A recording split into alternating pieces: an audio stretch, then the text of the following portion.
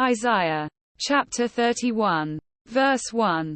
Woe to those who go down to Egypt for help, who rely on horses, who trust in the multitude of their chariots and in the great strength of their horsemen, but do not look to the Holy One of Israel, or seek help from the Lord. Verse 2. Yet he too is wise and can bring disaster.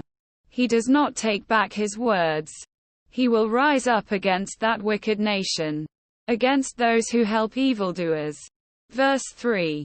But the Egyptians are mere mortals and not God. Their horses are flesh and not spirit. When the Lord stretches out his hand, those who help will stumble. Those who are helped will fall. All will perish together. Verse 4. This is what the Lord says to me. As a lion growls, a great lion over its prey, and though a whole band of shepherds is called together against it, it is not frightened by their shouts or disturbed by their clamor. So the Lord Almighty will come down to do battle on Mount Zion and on its heights. Verse 5. Like birds hovering overhead, the Lord Almighty will shield Jerusalem. He will shield it and deliver it. He will pass over it and will rescue it. Verse 6. Return, you Israelites, to the one you have so greatly revolted against.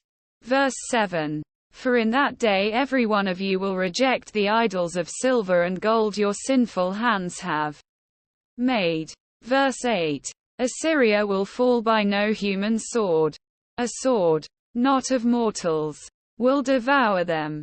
They will flee before the sword and their young men will be put to forced labor. Verse 9. Their stronghold will fall because of terror. At the sight of the battle standard their commanders will panic, declares the Lord. Whose fire is in Zion? Whose furnace is in Jerusalem?